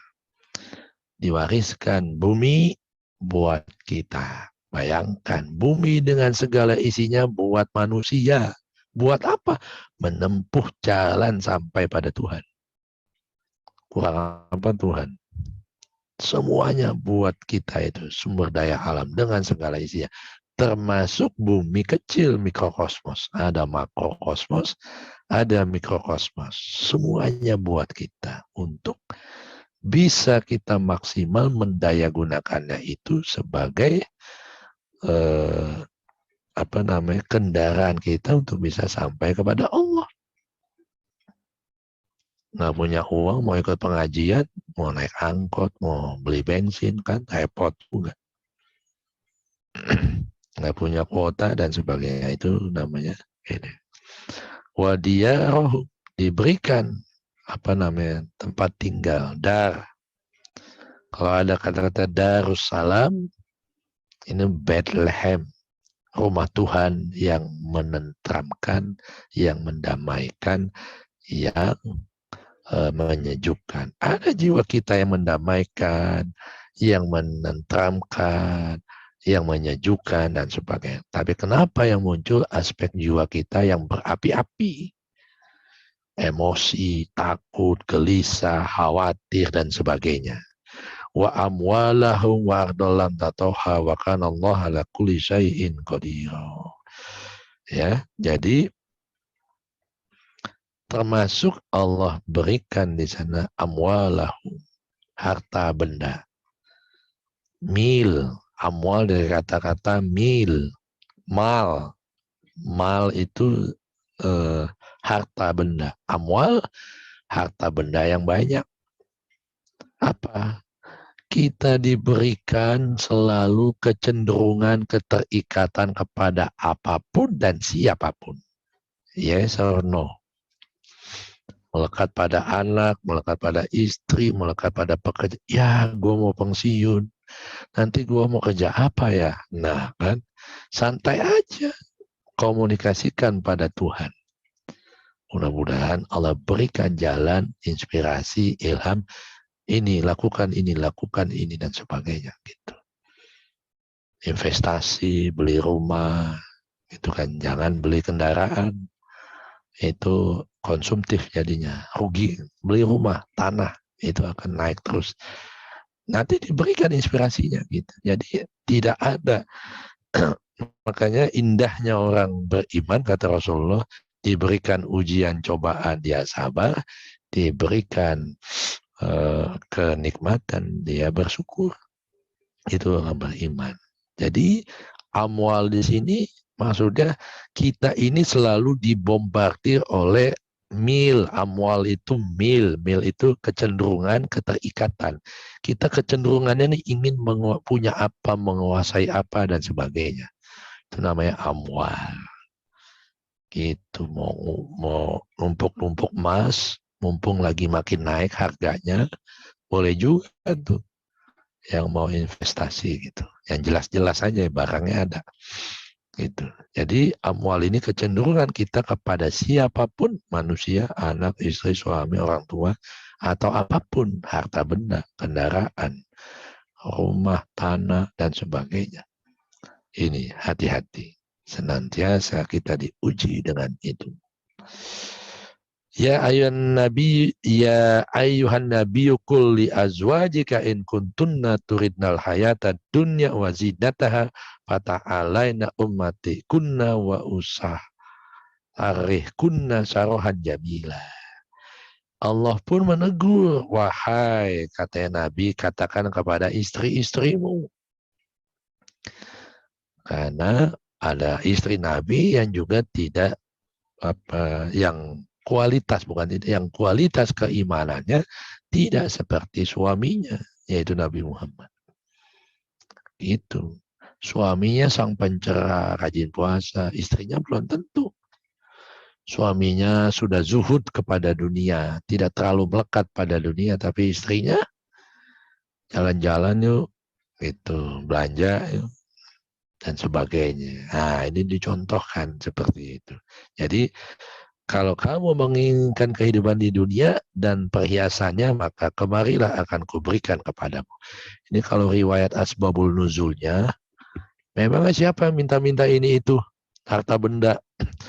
Umar dan Abu Bakar yang anaknya dinikahi Nabi Muhammad, itu Umar sampai mau memegal anaknya kalau dia minta-minta duit sama Nabi Muhammad. Pembelaannya itu sampai kayak begitu, bayangkan. Gitu. Terus Abu Bakar juga anaknya. Kamu katanya gitu kan. Wah, habis gitu kan. Jadi jangan sampai menodai kesucian Nabi Muhammad. Gitu. Luar biasa pembelaannya. Akhirnya apa? Ya dengan segala penampakan mukjizat atau the walking Quran dalam laku hidup keseharian dalam rumah tangga, istri-istrinya memilih Nabi Muhammad dibandingkan harus mau dunia dengan segala isinya atau mau Muhammad tetap menjadi istrinya Muhammad. Pilih Muhammad ya walaupun susah dan miskin. Seperti itu. Bukan juga karena diancam sama bapaknya, lu kurang ajar nama Nabi Muhammad, awas. Bukan begitu juga gitu kan. Tapi memang diancam. Kamu kenapa? Begini. Ya wajar. Jadi Ayat ini menunjukkan dalam kehidupan seorang yang menjadi panutan pun ujiannya juga intinya ujiannya itu datang dari yang paling dekat. Dari istri, dari suami, dari anak, dari orang tua. Gitu. Sampai kadang ya, mau ikut campur orang tuanya itu. Wa in kuntunna turidna Allah wa rasulah wa darul akhir fa inna Allah a'adda lil muhsinat min kunna ajran azima.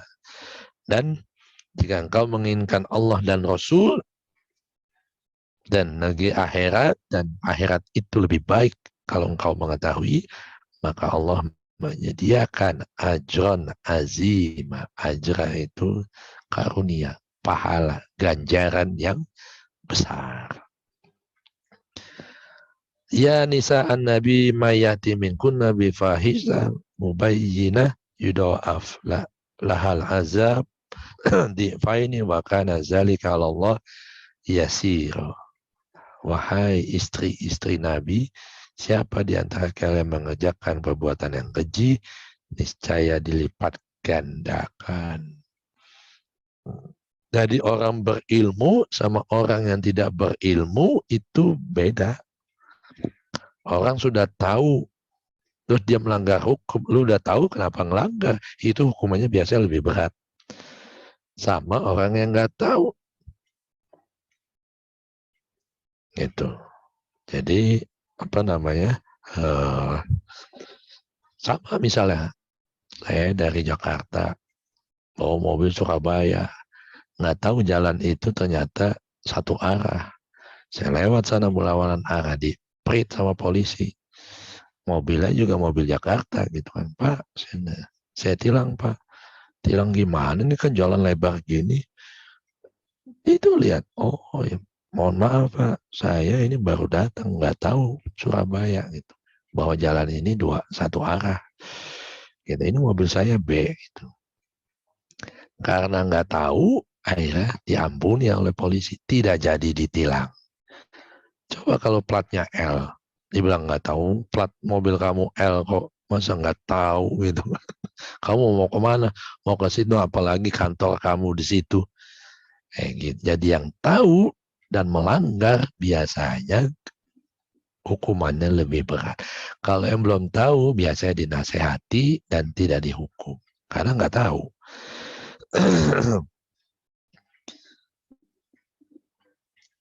Wa may yaqnut min kunna lillah wa rasuli wa ta'mal sholihan nu'tiha ajroha maratain wa atadna laha rizqan karima.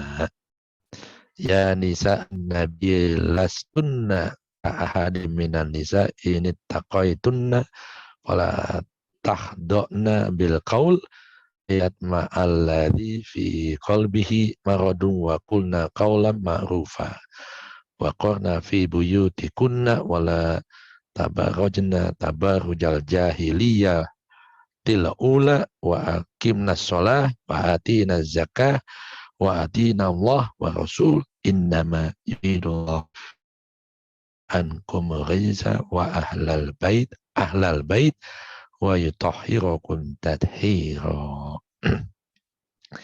Dan siapa di antara istri Nabi tetap taat pada Allah dan Rasulnya dan mengerjakan kebajikan, takmal soleh kebajikan yang mentransformasi dari ketidaktahuan menjadi tahu. Kalau sudah tahu, tidak melakukan lagi pelanggaran karena sudah berilmu. Mereka akan dapat ganjaran yang besar dan berlipat ganda dan disediakan rezeki yang mulia dari Allah. Jadi ganjaran orang yang taat pada Allah dan Rasul selalu bertransformasi ya, dari minazulumatil nur, dari kegelapan menuju cahaya, dari ketidaktahuan mendapatkan pengetahuan. Wahai istri-istri Nabi, kamu tidak seperti perempuan yang lain. Masa Ibu Irina Jokowi mau kayak penyanyi rock? Kan nggak mungkin. Iya kan?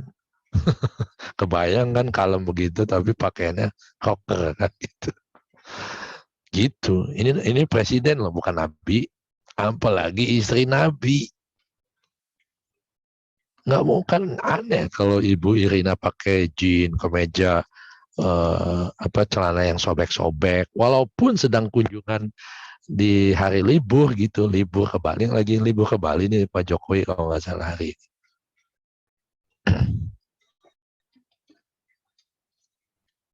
Ya kan, gitu. Jadi apalagi istri Nabi, lu tuh beda, jadi sesuaiin dong, gitu maksudnya. Jadi itu loh penting penyesuaian diri tanda kita beriman. Karena orang beriman selalu menselaraskan diri kepada Allah dan sekitarnya. Jika kamu bertakwa, maka juga kalau bertakwa, ya ikuti dong aturan gitu. Dan janganlah kamu tunduk melemah lembutkan gitu. Atau ketika bicara mengundang heboh, GR orang-orang yang diajak bicara. Ternyata asik juga itu. Orangnya ramah dan sebagainya. Keramahan istri presiden bisa bumerang buat dirinya.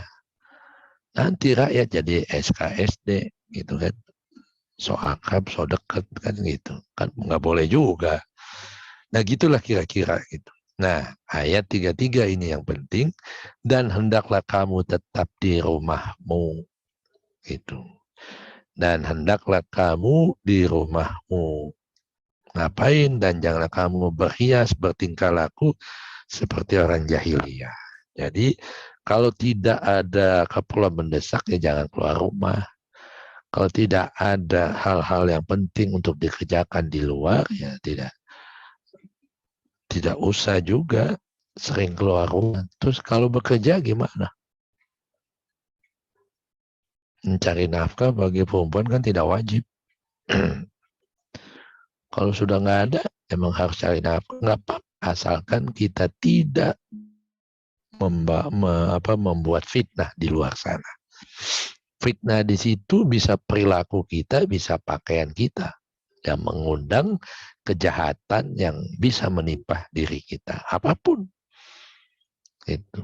Jadi fitnahnya apa? Kalau pakaian yang menonjolkan lekuk tubuh, yang jilbab aja diperkosa, apalagi yang menampilkan lekuk tubuh kan. Jadi yang disebut menimbulkan fitnah itu ya perilaku, lagi-lagi akhlak. Itu penting. Jadi kalau keluar rumah harus berakhlaklah dengan akhlak ya Allah. Itu orang beriman. Cirinya apa? Jangan kayak orang jahiliyah, tapi seperti orang beriman. Melaksanakan sholat. Artinya selalu terhubung, terkoneksi kepada Allah. Tunaikan zakat. Selalu mensucikan hati dan pikiran. Sehingga ketika mau berkata-kata selalu dipikirkan dulu. Jangan asal ngomong. Karena bisa jadi fitnah buat dirinya dan orang lain. Dan taatilah Allah dan Rasul. Sesungguhnya Allah bermaksud hendak menghilangkan dosa di antara kamu, wahai ahlul bait. Ayat ini 33, innama yuridullahu liyusiba ankumul rijsa ahlal bait wa yutahhirukum tadhir. Bagi saudara kita yang Syiah ini jadikan amalan doa-doa yang paling utama setiap habis sholat, supaya dimasukkan ke dalam golongan ahlul bait. Ahlul bait di sini buat mereka yang Syiah ya orang Syiah. Padahal ahlul bait adalah ahlullah. Ahlul bait adalah pengikut Rasulullah. Yang kalau mau mengikut awalnya adalah Nabi Muhammad, Ali, Fatimah, Hasan, Hussein. Itu ahlul bait. Kalau kita pengikutnya, kita termasuk ahlul bait nggak? Termasuk Syiah nggak? Si itu artinya aku mengikut ahlul bait. Jadi Syiah itu artinya Aku mengikut ahlul bait, ahlullah. Itu. Nah, tapi ketika ada politik pemecah belah, maka ahlul bait ini dipecah-pecah lagi. Ada ahlul bait, ada Syiah. Syiah ini ada Syiah Ismailiyah, ada Rafidho, ada macam-macam Ja'fariyah dan sebagainya. Ada 12 bahkan sesuai imamnya. Makanya imam Syiah itu ada 12. Itu. Jadi politisasi sebenarnya itu Syiah itu sampai detik ini. Imam Mahdinya nunggu Imam Mahdi nggak bakalan datang kalau nggak kita cari. Imam Mahdi adalah ketika seorang hamba ketemu sang juru selamat yang ada dalam diri. Siapa? Allah. Bertemu Allah, itulah Imam Mahdi. Ini yang ngomong ayatullah. Yang sudah jadi ayatullah itu guru saya itu Profesor Hemati, itu guru besar di beberapa kampus top di Amerika, di Eropa. Itu beliau mengatakan demikian. Jadi sudah salah kaprah pemahaman sudah sangat dipolitisasi Syiah dan Ahlul Bait. Jadi Ahlul Bait di sini tidak artinya Ahlul Baitullah. Jadi kalau mau diampuni dosanya, jadilah Ahlullah. Ahlullah orang yang sudah kenal dan bertemu kepada Tuhannya. Maka diampuni, dimaafkan segala dosanya. Karena orang yang sudah kenal, sudah ketemu, insya Allah dia akan taat pada Allah dan Rasulnya. Kalaupun kemudian hilang melakukan perbuatan dosa, dia bertobat, segera bertobat. Mohon ampun kepadanya dan tidak mengulanginya. Taubatan nasuha. Jadi dan membersihkan kamu sebersih wa yutahhirakum tadhira. Saroban tohuro. Nah, jadi tohirakum tadhira, dicuci bersih dengan air yang suci dan mensucikan. Apa? Ma'rifatullah. Jadi kalau mau dihapus dosanya, dosa syirik kita pada Allah, ya kenali Sang Yang Maha Esa. Qul huwallahu ahad. Terima kasih. Kalau ada pertanyaan, monggo silakan. Tadi siapa tadi yang ngacung hilang? Silakan kalau ada pertanyaan.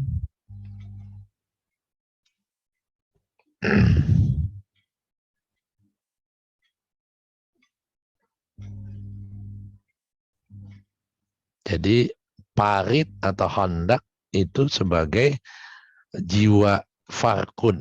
Farkun itu pembeda. Jiwa yang sudah mampu membedakan ini aspek keimanan, ini aspek kekufuran. Antara yang hitam, yang hak, dan yang batil. Itu hakikat perang handak atau perang parit. Dan senantiasa setiap saat kita sedang berperang tuh. Ngikutin malaikat pembisik kebenaran atau ngikutin jin, setan, iblis, hawa nafsu, ego yang mengajak kepada perbuatan hina. Kan gitu. Silakan kalau ada yang bertanya.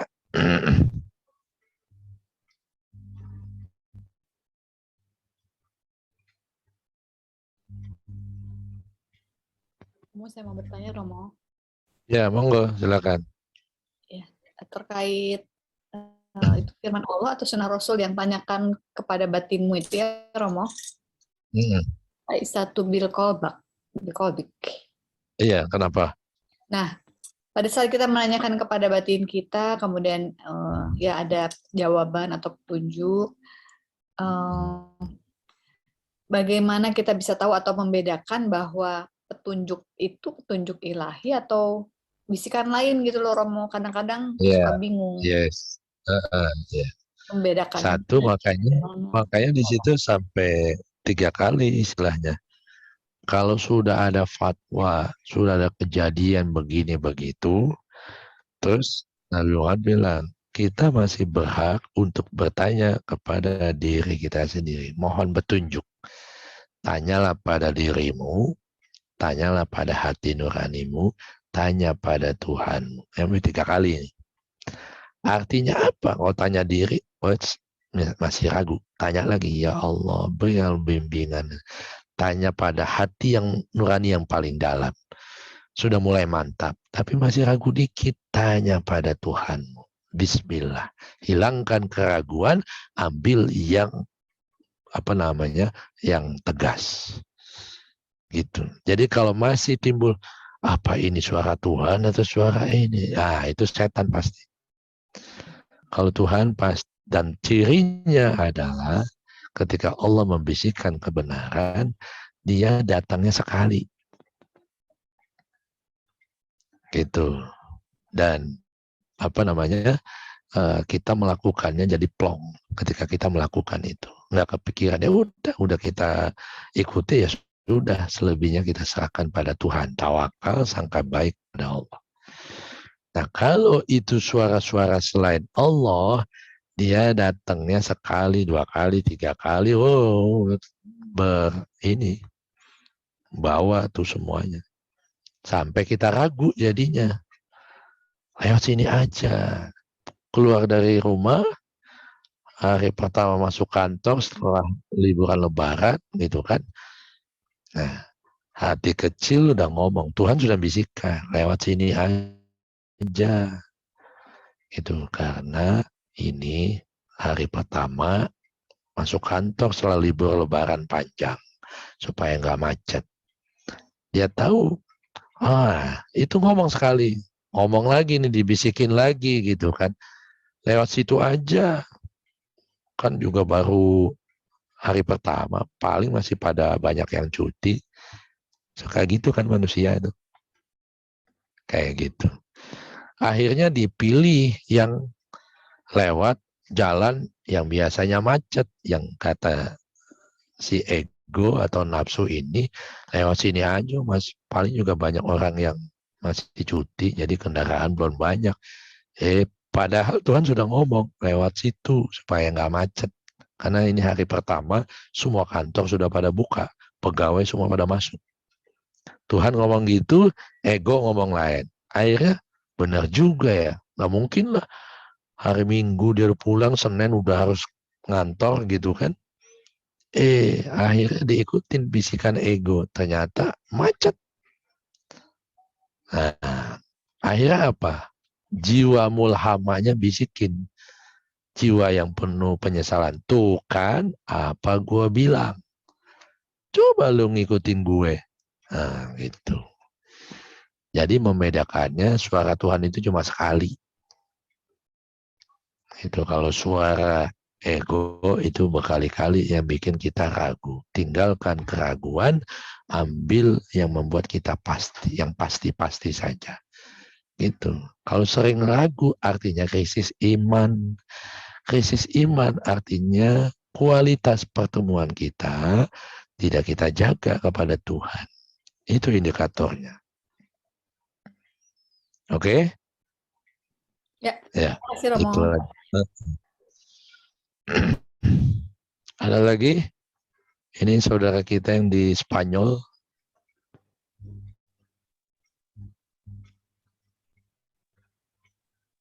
Tadi siapa yang mau tanya ya? Begini-begini tadi siapa? Boleh ulang tadi, Romo, pertanyaan Betul. yang sudah diulang tadi. Jihad ada 3 macam ya, Romo, tadi. Nanti dengar ulang aja. Nanti didengar rekamannya aja. Maknanya, Romo.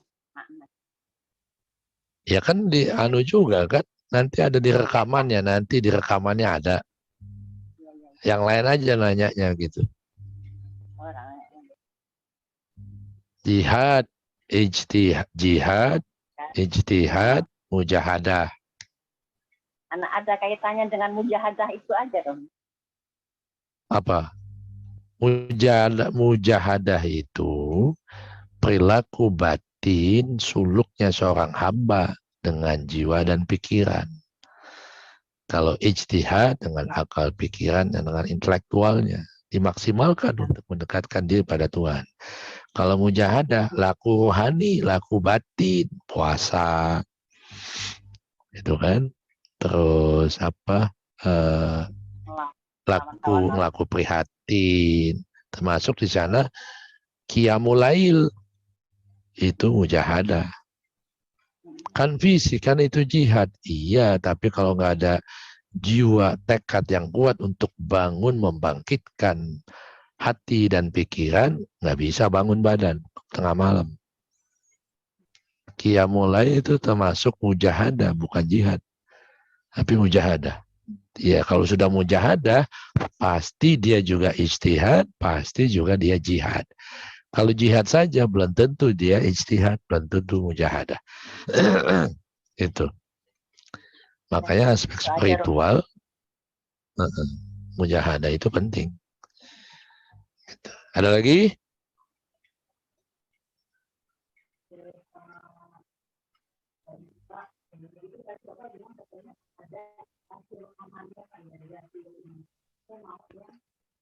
Siapa yang ngomong tuh?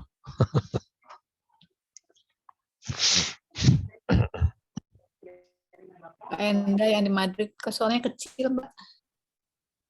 Kecil suaranya.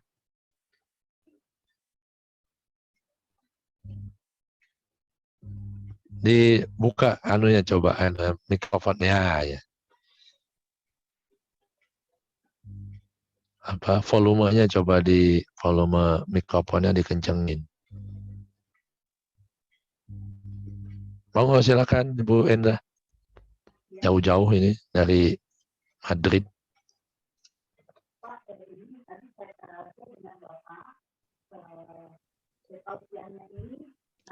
Jauh. Suaranya jauh.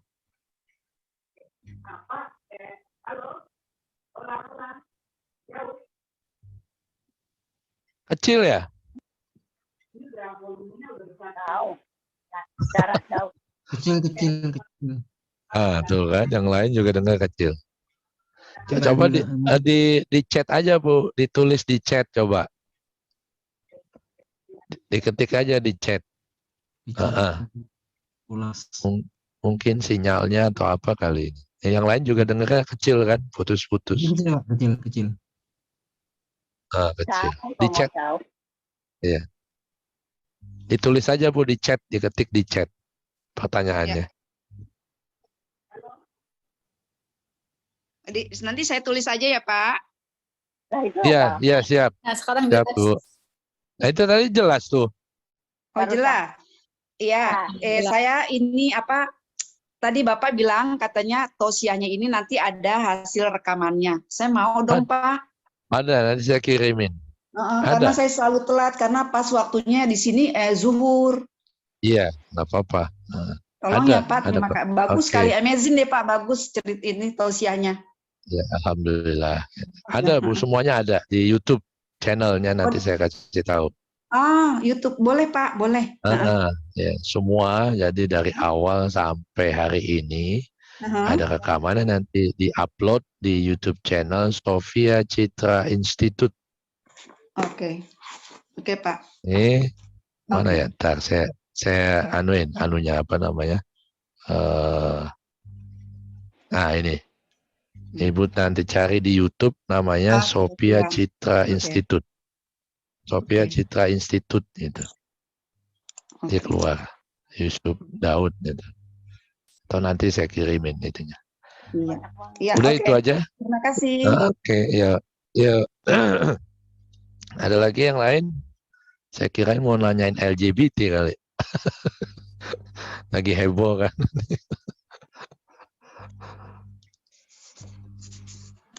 Ada lagi?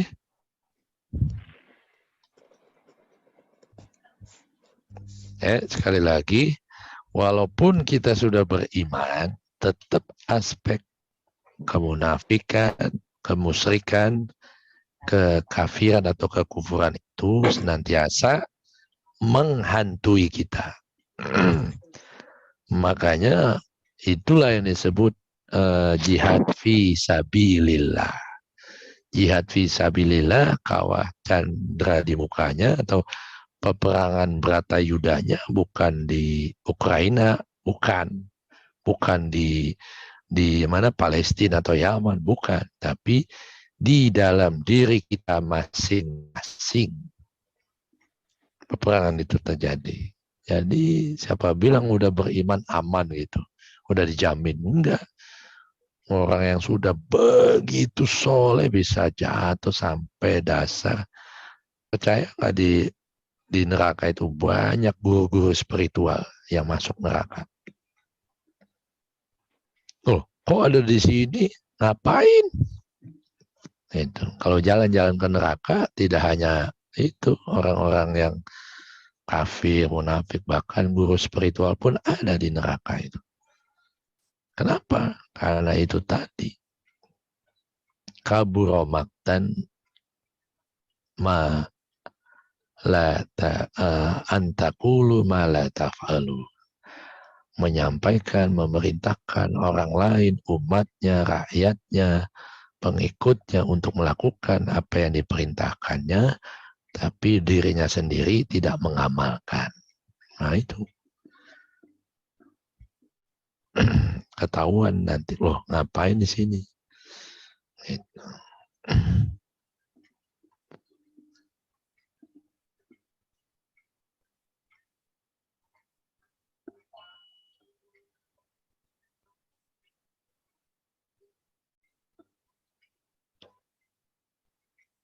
Oke, nggak ada pertanyaan?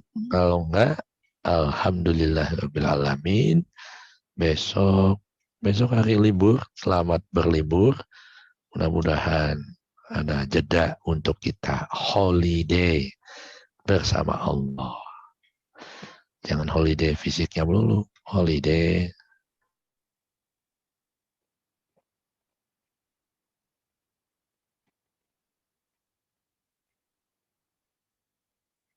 sehat selalu. Alaihi tawakkaltu wa ilaihi unib. Wassalamualaikum warahmatullahi wabarakatuh.